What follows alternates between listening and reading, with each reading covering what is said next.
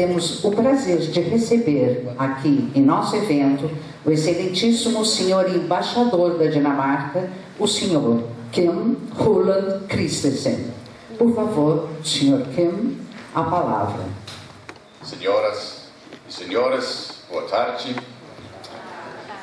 Junto com os demais países nórdicos, a Dinamarca se sente honrada em ser homenageada durante a Feira do Livro de Porto Alegre deste ano.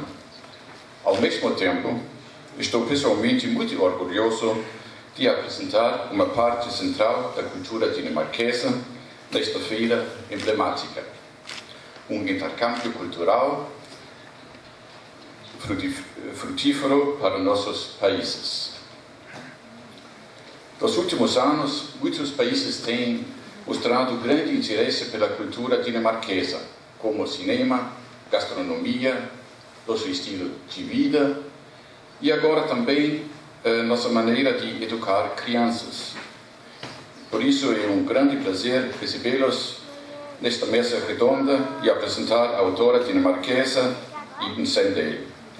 Junto com sua coautora, Iben escreveu o livro Crianças Dinamarquesas, no qual explica o que as pessoas mais felizes do mundo sabem sobre criar filhos confiantes e capazes. Dizem que um dos segredos da Dinamarca para sucessivamente ser nomeada a nação com as pessoas mais felizes do mundo é nosso ingrediente especial, hygge. Para aqueles que não ouviram falar de hygge, este é um conceito dinamarquês que pode ser traduzido da melhor maneira como acolhedor. Hygge é uma atitude diante da vida e uma maneira de valorizar momentos que frequentemente são considerados normais para a maioria das pessoas. Pode ser reunir-se com a família para um jantar, ou ler um bom livro enquanto desfruta um chá quente. Durante os invernos, temos dias com temperaturas muitas vezes negativas e com apenas 6 ou 7 horas de luz. Por isso, os dinamarqueses passam muito tempo em casa e, portanto, temos que encontrar uma maneira de nos animar. Outra razão, e talvez a mais importante por trás da nossa felicidade, é o nosso alto nível de confiança. Confiança não só em nossos familiares e amigos mais próximos, mas também nos cidadãos em geral, das autoridades, sistemas políticos e legais.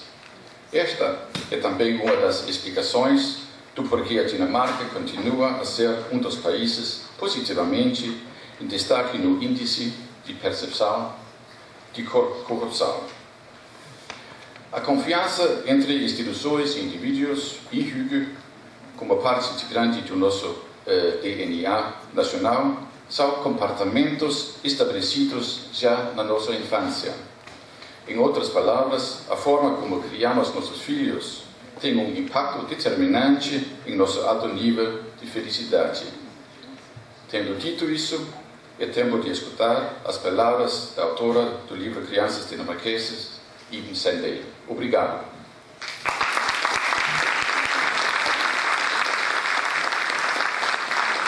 Vamos começar agora nosso evento chamando o mediador da mesa, o senhor Cristiano Frank, da Sociedade Psicanalítica de Porto Alegre, que vai apresentar a autora e vamos dar início ao evento. Um bom evento. Bom, boa tarde. Boa tarde, Iben. Boa tarde a todos os presentes. Boa tarde, excelentíssimo embaixador. Meu nome é Cristiano Frank, eu sou médico e eu tenho especialização em psiquiatria de crianças e adolescentes e sou membro da Sociedade Psicanalítica de Porto Alegre com especialização também em psicanálise de crianças e adolescentes. É uma honra para mim estar aqui nessa atividade de hoje, ter sido convidado e para apresentar a escritora e terapeuta dinamarquesa Iben Sandal, que está entre nós para conversar com a gente sobre o livro que ela é coautora com a Jéssica Alexander. O livro Crianças Dinamarquesas, o que as pessoas mais felizes do mundo sabem sobre criar filhos confiantes e capazes. Quando eu recebi o convite para participar dessa atividade, eu ainda não conhecia o trabalho da IBE. Eu fui ler o livro e o que eu encontrei foi uma obra que trata sobre assuntos extremamente importantes, de uma forma clara e acessível a qualquer leitor. Pelo que eu entendi, o livro nasceu de uma curiosidade a respeito das autoras, de por que será que a Dinamarca permanece com altos índices de felicidade por tanto tempo. E aí surgiu esse livro. O livro todo é baseado em pesquisas, referenciados de uma forma muito importante, objetiva. O livro ele está estruturado em capítulos. O acrônimo que segue um acrônimo FILHOS. Então tem um capítulo sobre farra, sobre integridade, linguagem, humanidade, opressão zero e socialização. O que me chamou a atenção, e que acredito está na base de todo o desenvolvimento impressionante dessa sociedade, a Dinamarca, da qual temos muito que aprender, é a ética que perpassa todo o texto da IBE. Ou seja,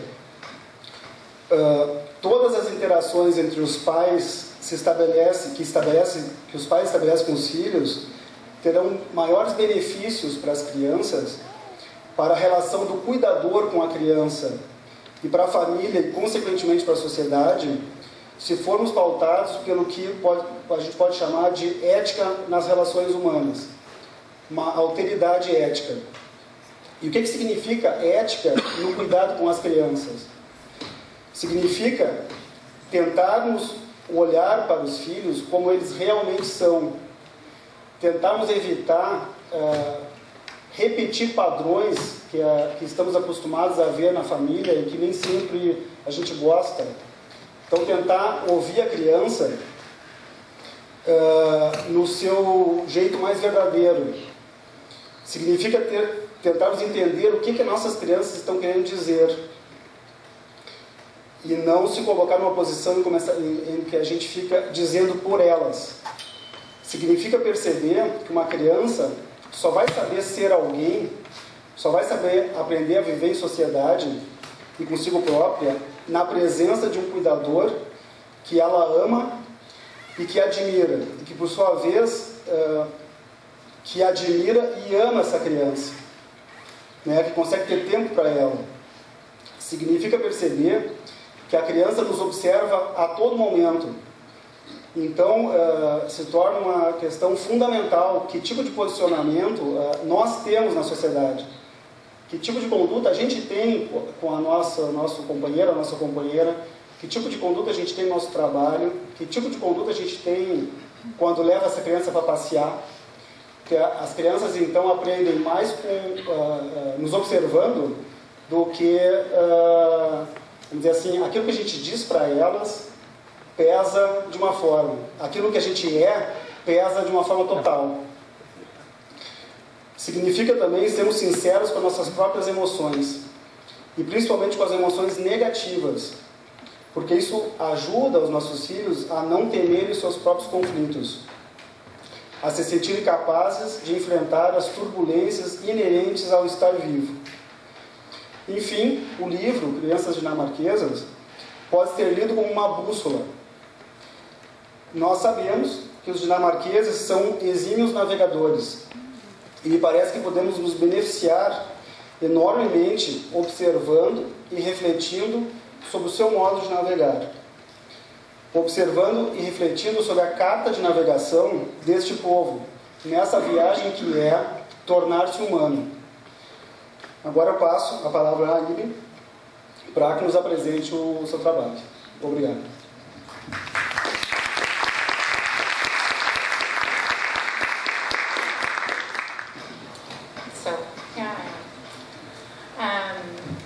It's very nice meeting you all. This is my first trip to Brazil, and didn't know exactly what to expect, but I'm very happy to see all of you. I will need my cards because I am Danish and English isn't my native language. So to get all my words out to you, I'll just for half an hour talk and use my cards. I want to start with a personal story. Everybody's here? Yes. Oh, they're communicating to me. Okay. So when I was a child, my parents were divorced, and I had a lot of freedom to do what I wanted. I was raised with my mom, and I was allowed to free play a lot, to have a lot of free play, and I had a lot of time to be bored as well. She also gave me the opportunity to walk to the school by myself, to bicycle to my friends, and to organize all my sports activities on my own. That was the only way I knew, and to me that was normal. So when I grew older and I started to reflect on my childhood, and I talked to friends about their childhood, it became more, I was more aware of that all the freedom I had was maybe a little bit strange. So I started to become kind of angry at my mom. Somehow I felt let down because I started to create a story about myself that I wasn't worth being together with, that I wasn't worth loving, and I wasn't worth of her presence or her time because she let me do a lot of things on my own. So I changed my storyline from just an happy, ignorant child to a child that was somehow left out of my mother's life. So I became more and more angry at her. And when I was older and I grew as an adult, I wanted to confront her. I wanted to tell her that I was very sad of her not using time to drive me to school, to drive me to my friends, and to use time on the floor building Lego all the time, and that I somehow felt that she wasn't a perfect mother to me. So I did that. One day I felt brave enough to confront her, and she took my hands and she said to me, I'll just need this. Even I gave you freedom to spread your wings and manage life on your own because I trust in you. Never one time I didn't know what you did, but I felt convinced all the time that you are strong enough to overcome every challenge on your way. So in about a second, my angry storyline about being a child which mother didn't like her was changed into something positive, and something kind, and something strong and very different from the storyline that I had created myself. And at that moment, I was taught that the way we speak to our children, the way we tell stories about ourselves and our children really, really matters. And that's where the concept of reframing I have taken with me all the way. So that's where my curiosity about parenting and how to raise children was awakened. I just wanted to let you know. So I want to tell you a little bit about myself at first. Well, to begin at the beginning, I grew up just outside the next biggest city in Denmark. It's called Aarhus, with my mom. My parents were divorced when I was young, and my big sister went to live with my dad, whereas I lived together with my mom. I never understood why they did as they did, but we were children of the 70s. I was with my dad and sister every weekend, and I was with them also whenever there was a holiday. And I got a little sister when my mother remarried. Overall, I think I had a good and secure childhood. As an adult, I moved to Copenhagen and started teaching for 4 years. I always felt a special connection to kids. And I worked at a private school for 10 years afterwards. I met my husband in 1997. That's him. And we became parents of 2 wonderful girls in 2000 and 2003. When a class that I had taught for many years graduated, I began to study again.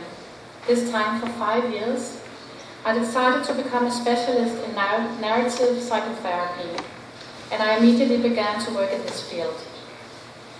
Today, I work at a home for mentally ill young people who, among other things, are diagnosed with severe schizophrenia.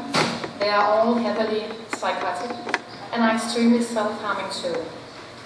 A tough job, which requires a lot of patience, but also the skill to acknowledge the person behind all the diagnoses. I also have my own private practice where I treat undiagnosed children and families and work as a family counselor in the field too. I have always had a big heart for those who struggle with life. And then, of course, I can call myself a published author. I love coming out around the world doing lectures too. It is all something I treasure a lot. So what is the Danish way of parenting?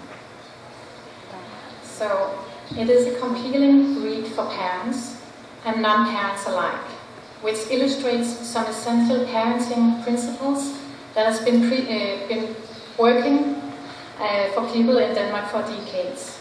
The book is not just a book about how the happiest people in the world raise happy children. It is also a way of living. It is built on the acronym PARENT, of which every letter points out some special areas. Play, which is essential for development and well-being. Authenticity, which fosters trust and an inner compass. And reframing, which helps kids cope with setbacks and look on the bright side. Then we have empathy, which allows us to act with kindness towards others. And then there's no ultimatums, no power struggles and resentment. And then we have this hygge, togetherness, a way to celebrate family time on special occasions and every day. And for those who have never heard about this Danish concept hygge, I'll give you a short introduction.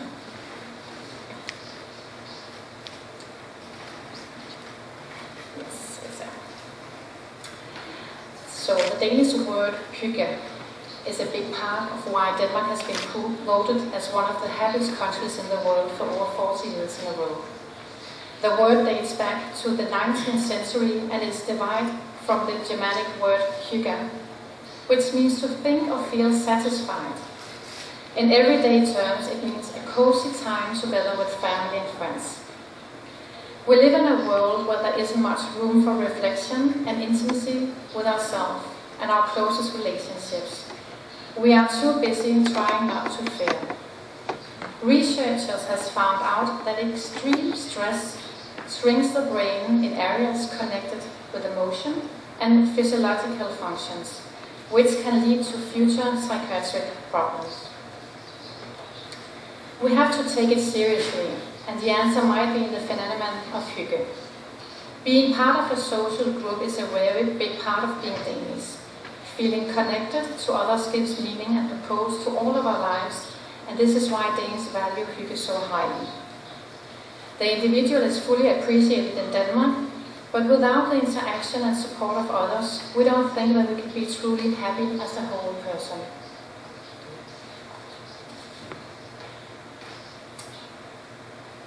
So how come the book came to Froden? Being Danish and having been brought up in the ethos of Danish culture and norms, I am deeply aware that a Danish or Scandinavian upbringing differs from that of many other cultures.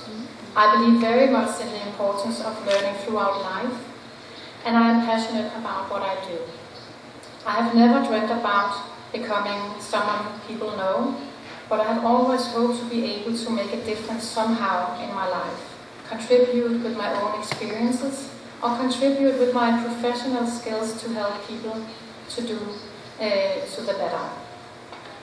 Year after year, the happiness report came out, and each time Denmark was voted the happiest country in the world. There have been found many explanations to this, but nobody has ever turned their attention to our parenting style. I have always thought that it was strange. I have worked with children for more than 20 years, so it was clear to me the way we are brought up means a lot. I put 2 and 2 together, and the idea of the book came to Froden. So, and while writing, it was very fun, instructive, hard, and very challenging. My co-author and I were both totally new at it, and we put all of our energy and time into writing, researching, and interviewing whenever we had a spare minute. Danes do many things without giving the question of why and how much consideration. So on a personal note, actually looking inwardly, conceptualizing phenomena and new theories that we, the Danes, have never given a second thought was very interesting. It was challenging, though, explaining and teaching all the theory that I have spent many years understanding through education, while still treating accepted theories with respect at the same time. And to boil everything down to an easily accessible and understandable product that would be useful for everybody as well. We came up with the acronym PARENT and the things that stand out as typical Danish parenting. I learned a great deal about my own profession and so much more in the process. So, there are many views on what good parenting is. Therefore, I am thrilled at being here today and meeting all of you. We have a common interest in children, cultural differences, parenting, or how to pursue a good life. Maybe some of you are parents already and some are not. That doesn't matter. The crux of it is having intellectual curiosity and a desire to learn. That's one interesting characteristic of being human, an interest in investigating how to behave and how to react.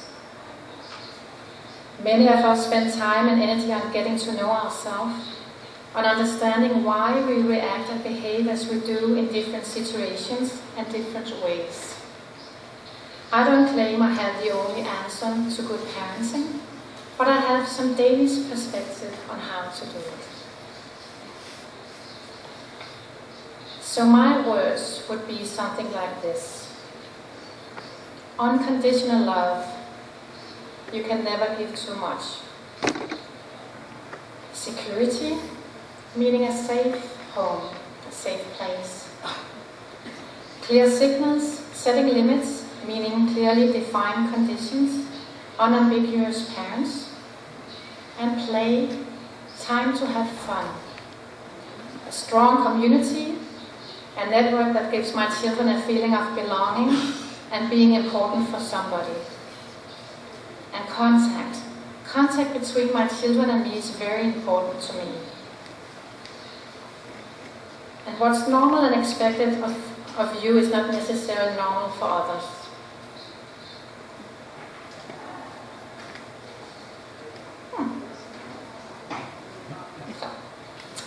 Our upbringing is just normal to us. Society has some very ingrained ideas about what is acceptable and what is not, and we seldom challenge whether they are right or wrong.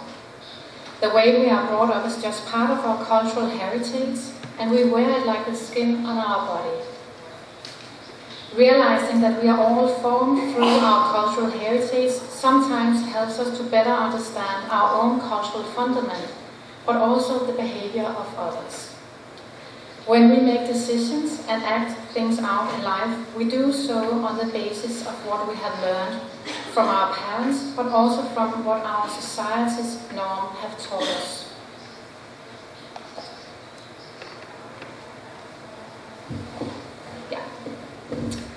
So when we embarked on our writing project, I had no doubt that we should write something about Danes and honesty. I knew that one gets an honest answer if asking a Dane about something. When writing the chapter, I contacted several linguists to hear where this honest and forthright Danish language approach came from. Unfortunately, there was no one who could tell exactly. I started researching myself and found roots in the Danish poetry, literature and song tradition. Stories, poems and literature have always reflected life as it is. You probably all know the feeling of disappearing and entering into a world which is more or less far away from reality, often with places full of fantasy, crazy creatures or unreal and fantastical events that will leave you feeling amazed and excited. We all like that, right? Traditional happy endings are nice. We like to have happy endings all the time, disappearing into this wonderful world where nothing bad and evil will happen. A fantastic way to let your hopes and dreams grow. The downside of always getting happy endings is that they lure our children into having false expectations of life. What happens in movies and in stories comes to be what they expect to happen in life, and this inevitably leads to disappointment. Prince Charming doesn't always turn up. People die, people do bad things, there is pain. I'm not sure why or how it came to be believed that children should always be spared learning about pain, sadness or unhappy endings. Reading stories that encompass all emotions has been proven to improve empathy and make you more confident, resilient, and filled with eudaimonia. The term that is used to define the meaningfulness, insight, and emotions that put us in touch with our authentic self and reality. So it's kind of funny that it has been avoided. The more we teach our children about these things when they arise, in age-appropriate ways, the more we instill in them the ability to cope and help to build the whole child. We are often so busy teaching kids how to be smart and to be good and even the best at things, that many of us have forgotten the importance of teaching good, solid, honest character values. I think that's a worldwide tendency. So I'm often asked if there's a downside to always having things resolved happily. And yes, as I have just remarked, it creates false expectations. Children are so curious and they want to talk about the whole range of emotions. Often it is the parents who feel uncomfortable and only feel at ease at talking about happy things or easy emotions. However, children are often most interested in talking about stories that don't wrap everything up in a neat parcel with a perfect bow. Discussing ambiguous or sad endings can be a good way for parents and children to connect. Danes know about teaching children to feel inwardly and act on it. We know that the challenges and downs of life won't tolerate us, and that's seen in our literature as well. Many stories have sad, unusual endings. That was something Hans Christian Andersen was a master at. He could bring difficult and painful topics into every home around the world. His writing could, and still can, touch both children and adults. I guess you all know the fairy tale about the Little Mermaid, written by him. What most people don't realize is that a lot of his tales don't have the same perspective of happy endings as many know. Basically, they are tragedies. And like the Little Mermaid who doesn't get the prince but turns into sea foam from sadness, many other Danish books don't neglect the more negative perspective of life. It is interesting to observe how stories are often tailored to fit our cultural ideal of how we think things should be, and yet we see a lot of unhappy and lonely children. We, the Danes, seem to think that we learn more about character from our sufferings than our successes, and therefore it's important to examine all aspects of life. Looking at Denmark and how we use literature as a way to connect to our children and build up strong and healthy kids, it is clear that there is no point in making literature a wonderland, where nobody behaves rationally and well, where everybody, behaves rationally and well, where parents are always responsible for their children and always cheerful and happy. We know it's not even close to reality at all and doesn't reflect life in any way. Stories about hardship, struggle and conflict enhance social emotional skills because they communicate truth about the human experience and help children identify with the feelings of others. Children to begin to recognize the whole range of experiences that make up life, and this is the crux of empathy, the ability to walk a mile in someone else's shoes. There are many shoes and so many paths in life to understand. We have a huge focus on teaching empathy in kindergartens and schools in Denmark, which is scientifically proven as the key factor in improving human connectedness and happiness. Scars are also a part of life. We can't avoid getting scarred, but scarred in life. But we can give our children the tools to handle those scars in a healthy way. As parents, we are the models for how to handle upsetting events. In life, both beautiful and awful things happen. We must teach our children to be compassionate with others and with themselves, and not to be afraid. If you consider that much of our personal growth comes from the most painful events in our life, we could even look at unhappy endings or moments as the most vital learning opportunities.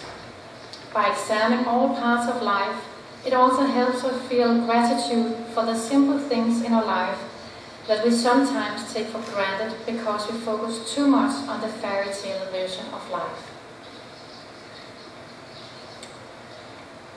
So I am also often asked if there are any topics in film or children's literature that are simply too difficult for young children to process, one we should stay away from. Absolutely. You should monitor your child's exposure to war and disease as much as possible while they are small.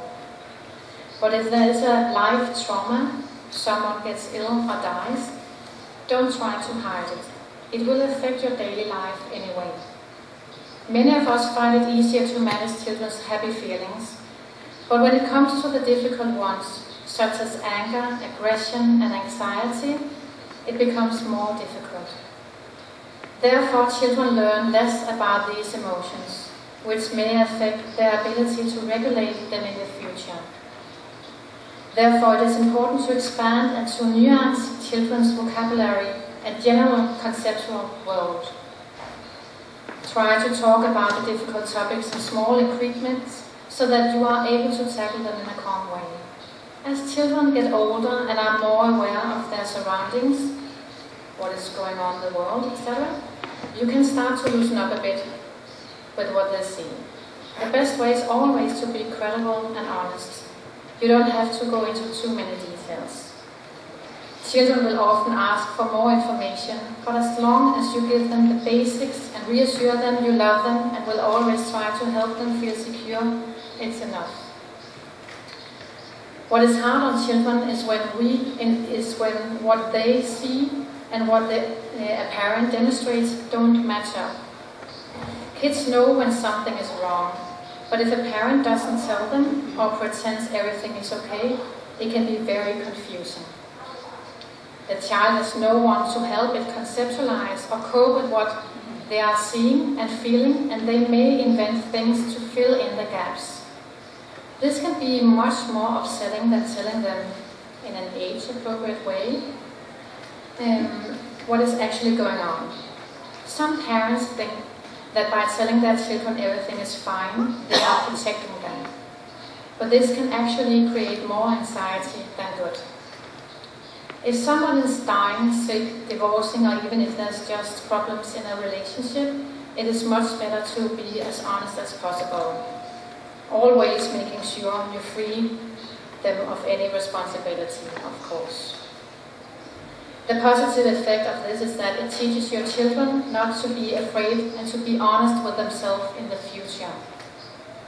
This kind of authenticity is so important, as it builds an inner compass for them, which will guide them through life. When it is calibrated with the truth, it will lead them to authentic happiness, and they will know it.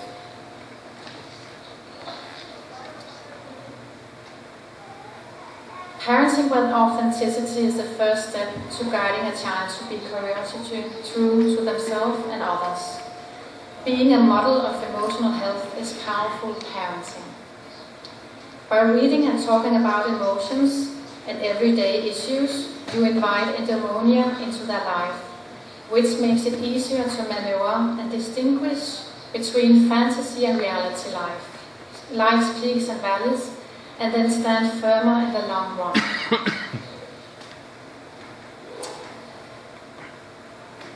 None of us can run from who we are, but we can learn from each other and collect as much knowledge as possible, and continue to educate all the time, which I believe make our future more kind and less judgmental.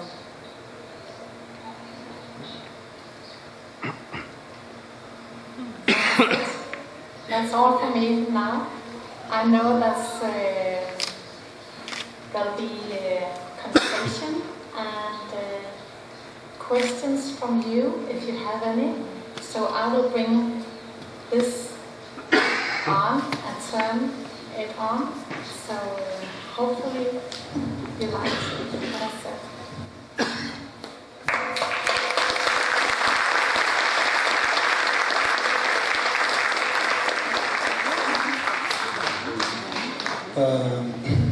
Bom, antes de abrir as perguntas,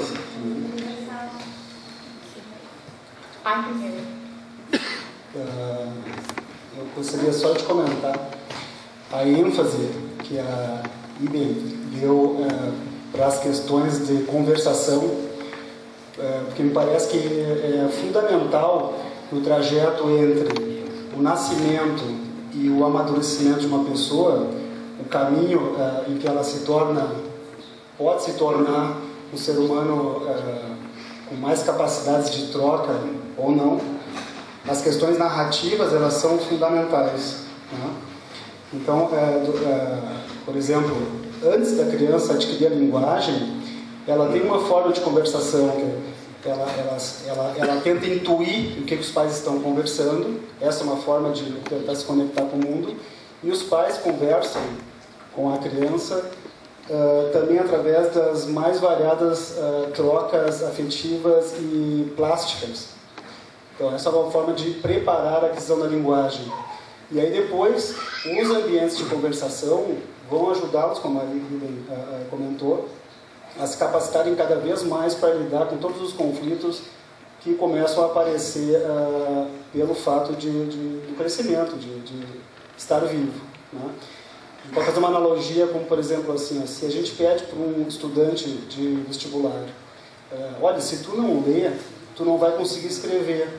Então, quem sabe leia as leituras, leia os livros, que tu vai escrever melhor. Trazendo para esse assunto que a Iber está colocando, a gente pode pensar assim, quanto mais a gente conversar com os filhos, quanto mais a gente conversar e brincar com as crianças, mais elas terão capacidade de montar narrativas pessoais. Então, o ser humano pode se desenvolver tendo como pano de fundo de si simplesmente um haikai.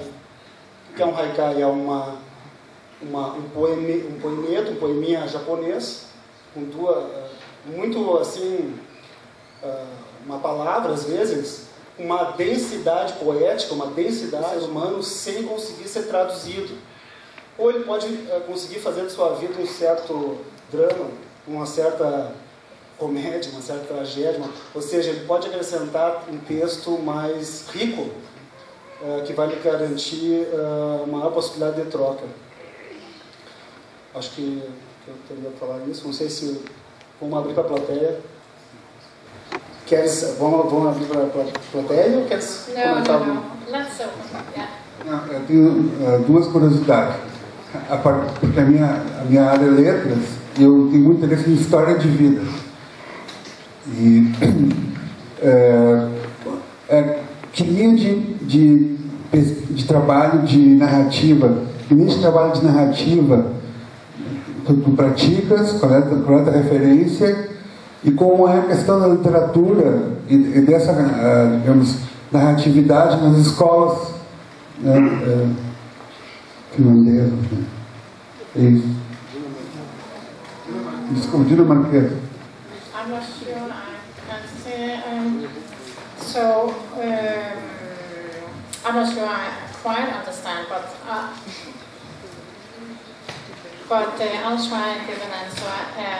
How we work with our narratives, and well, I am a narrative psychotherapist, so obviously I work with our story about ourselves and the people we surround us with. In the Danish school, I am also a former teacher, as you saw. We use literature and the story of our life and our cultural heritage to get to know the roots of why we are in the situation in our life, in our cultural life, as we are right now. So it's very important that we know that we are looking back and to know what kind of fights and what we have overcome as human beings to give us a feeling of why it's important to connect instead of divide, and why it's important to know all the painful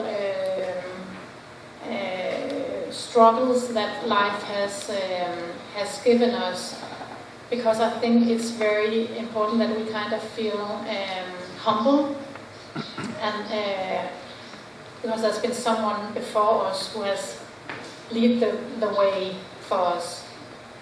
Is that kind of an answer? Okay. May I ask in English or Portuguese? Parabéns pela palestra. Congratulations. A minha pergunta vai no sentido, eu não sei se vocês dos países nórdicos conseguem compreender que vocês são os países mais socialistas do mundo, porque vocês não têm uma diferença social, não tem um abismo social entre vocês. Apesar de serem capitalistas, tem muito socialismo. E a minha pergunta vai nesse sentido. Eu vejo muito que esse rico, vocês falam, é muito italiano. Os italianos têm muito da família. Os franceses dão muita autonomia para os filhos também, por essa questão de dar autonomia aos filhos. Né? Os franceses têm até essa questão da mãe francesa, né, que é muito falado. Mas em sociedades onde esse abismo de classe social muito grande, nós temos esses fatores externos que interferem na criação da criança. Não tem só os fatores internos. Como é que tu percebe isso numa sociedade globalizada, né?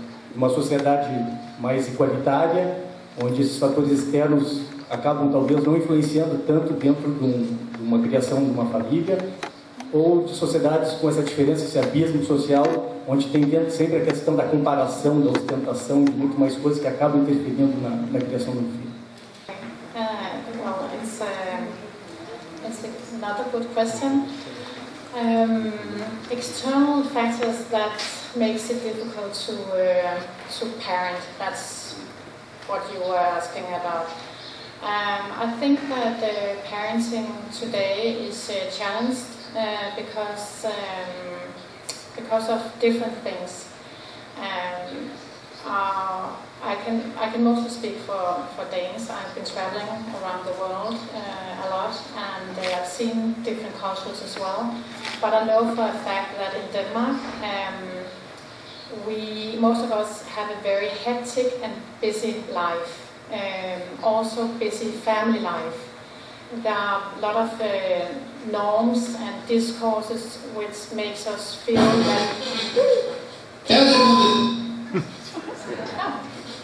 that we are well. Okay, I'll just continue. Can you hear me? Yeah. Okay. Good. So we have a lot of external factors that would give us a lot of pressure to do well, and everything has to be measured. Being a good parent, we have to do it perfect. We have to not only work hard at a full-time job, we also have to give our children the best opportunities in life. And also Danish culture has been invaded by this stressed kind of life where we have to do everything very fast. So that's an absolute and important factor because it's very difficult to be present and aware and relaxed all the time. It's not possible because I get stressed as well because I have a busy life. So that is a factor we have to be aware of. So I'm more aware of our awareness instead of just floating through life. I'm very aware of being aware. So that's one important factor for the external struggles. And then there's this phenomenon of social media. I guess it's about it as well.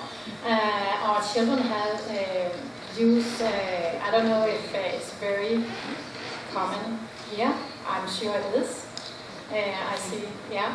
But it also has a very big impact on our children and how we connect to each other, because it is an external, it's here, we can't change it. I don't believe that we can get rid of it. It's here forever. So I much more like to educate my children in how to manage all these informations. They are a part of why a lot of children also today get stressed out and they're not feeling good enough and feeling a pressure to do well. And then there's the third thing about in schools in Denmark. Children have a lot of expectation themselves to do well because of all the norms and discourses about that we have to do well and good isn't enough. It has to be perfect, and what is perfect? So there's a lot to say to this. But so what I believe in that we can't take away the fact that there's a lot of external things that divides both our societies, but also our family life. So as a parent and a professional, I advocate for being aware of our position, being aware of making choices in our life, to making choices of being together and creating time where we are together, where we leave our stressors out at the door, we close our phones, and we are absolutely and fully present. And that makes a difference. We can all do that. When I was a teacher, my children were very young. I was lucky enough to pick them up early in the afternoon, and I started every day after school, after I picked them up, sitting around the table, and we had a snack, but we also had a conversation, because I could feel that they needed my attention. And it doesn't have to be like 2 hours. It can be like 5 minutes or 10 minutes or half an hour. But it is a choice I made. And I put my fully attention into them for like the time that was needed. And afterwards, it was like when they came home from kindergarten, if you can imagine, you have kind of a bowl or a glass or cup. Their energy was almost empty.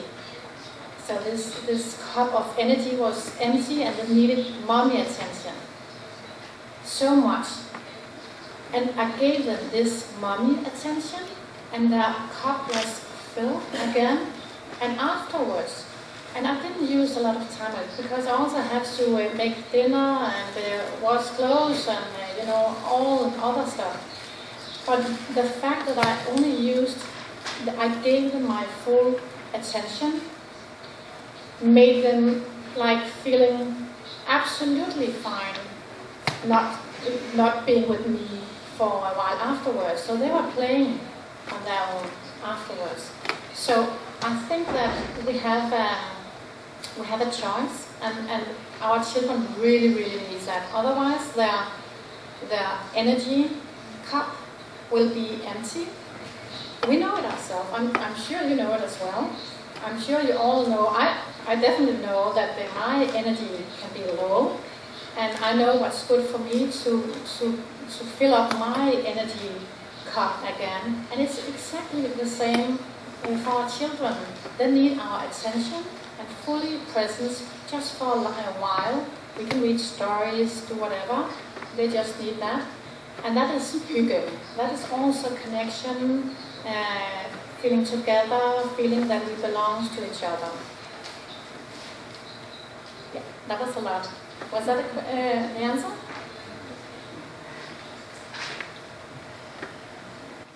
Eu gostaria só de dizer uma coisa só sobre isso. É evidente que há uma diferença abismal entre a questão social na Dinamarca e a questão social no Brasil. Entretanto, o que está se falando, a riqueza do que a Iden traz, é que a gente consiga prestar atenção na micro-relação familiar. Ou seja, a criança, ela reage ao ambiente desde que ela nasce. Antigamente não se tinha muito essa ideia, que a criança percebia o ambiente. Hoje a gente já sabe que desde que ela nasce, ela está tentando fazer comunicação com o ambiente. E ela só cresce a partir de uma relação. Então, quanto mais o adulto conseguir filtrar a sua turbulência no contato com uma criança, mais essa criança vai ter espaço para pensar por ela própria e aumentam as suas capacidades de ser feliz. Então, isso que eu chamei de um posicionamento ético em relação à criança, que faz parte da tarefa. Amplia-se a maternidade, amplia-se a paternidade quando a gente filtra o tipo de tensão que a gente passa para os filhos. Entende? Então, independente, vamos dizer, se o país vai bem, se o país está mais ou menos, ou se o país está num colapso. Simplesmente, alguma troca sempre vai ser feita. E se a gente consegue evitar passar o colapso para a cabeça da criança, ela vai ter mais possibilidades de ser alguém que vai conseguir lutar pela democracia.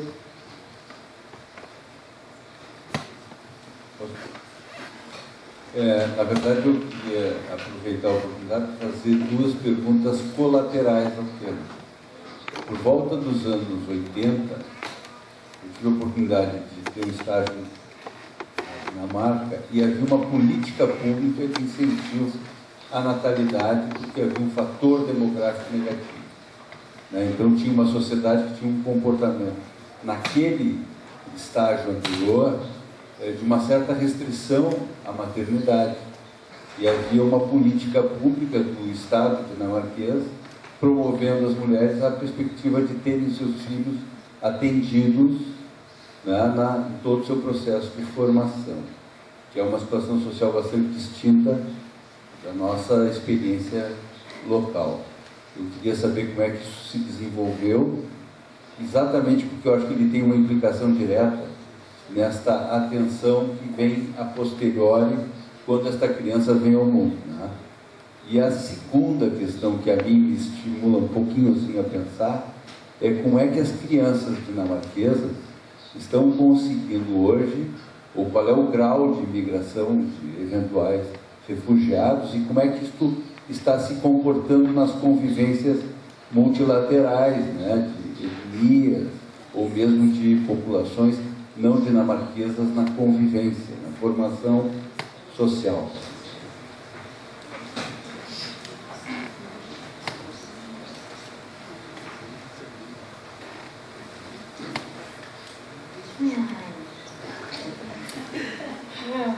Okay, the first one. So I think that that we get a lot of help in Denmark in raising children, and as you told, and I think that it goes back. It's a little bit out of my comfort zone. I think that why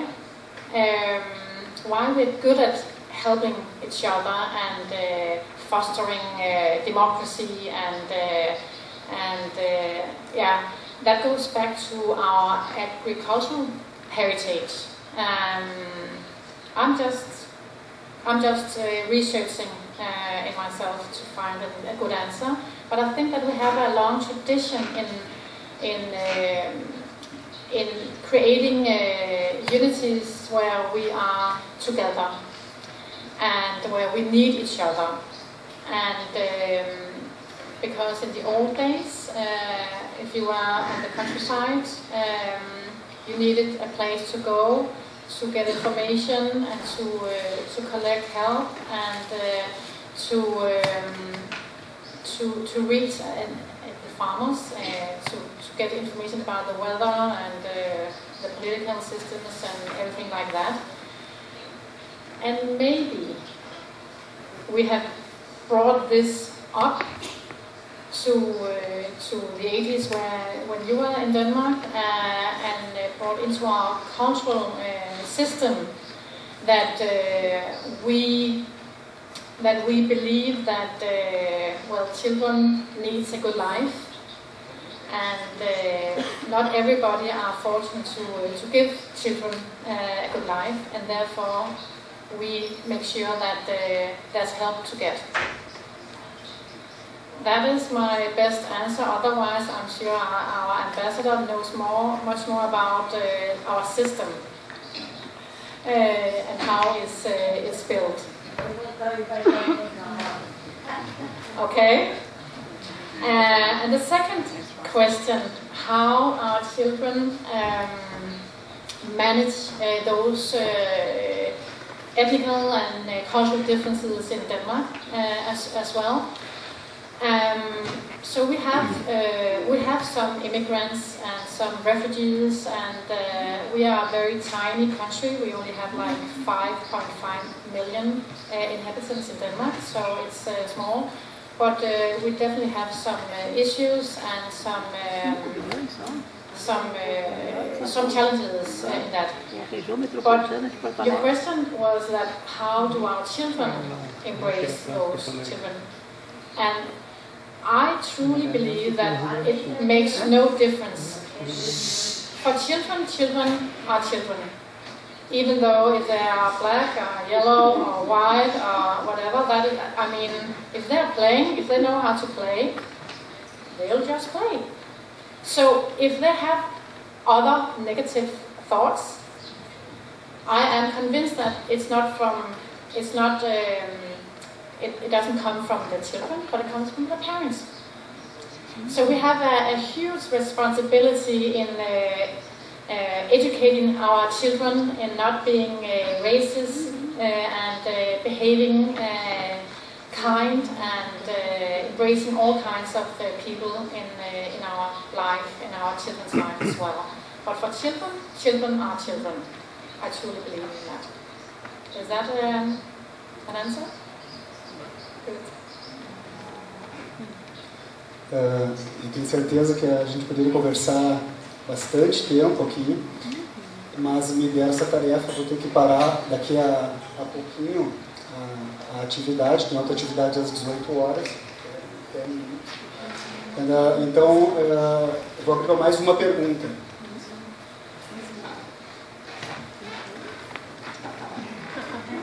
Thanks so much. Em primeiro lugar, muito obrigada mesmo. Eu achei muito especial o que foi dito em pouco tempo, foi dito muito em qualidade e eu sempre dou valor para isso. Qualidade acima de quantidade.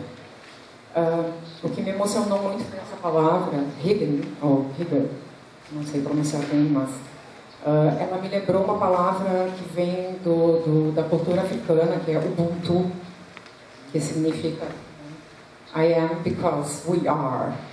Ou seja, eu sou porque nós somos. A sociedade tem importância como um todo. E eu acho que a sociedade só pode crescer e se tornar uma sociedade saudável, culta, interessante e autônoma se as crianças são levadas a sério. E eu acho que os pais, atuando dessa maneira, levam o ser infantil a sério e depois uma sociedade pode ser mais autônoma, saudável e humana. E eu agradeço muito por essa oportunidade. Eu não tenho filhos porque eu optei, mas eu estou aqui porque eu acredito demais na humanidade ainda. E a infância é um período importantíssimo para isso. Muito obrigada.